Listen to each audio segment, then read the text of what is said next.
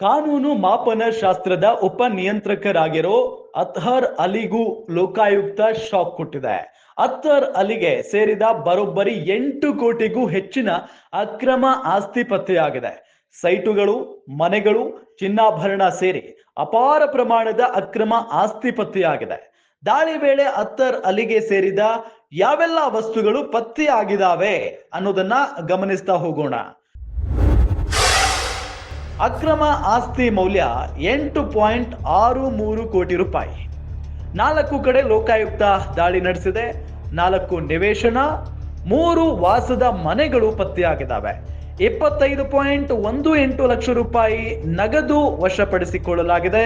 2.8 ಕೋಟಿ ಬೆಲೆಯ ಚಿನ್ನಾಭರಣ, 11 ಲಕ್ಷ ರೂಪಾಯಿ ಬೆಲೆಯ ವಾಹನಗಳು, 37.45 ಲಕ್ಷ ರೂಪಾಯಿ ಗೃಹೋಪಯೋಗಿ ವಸ್ತು ಪತ್ತೆಯಾಗಿದ್ದಾವೆ. ಒಟ್ಟಾರೆ 8.63 ಕೋಟಿ ರೂಪಾಯಿ ಅಕ್ರಮ ಆಸ್ತಿ ಪತ್ತೆಯಾಗಿದೆ.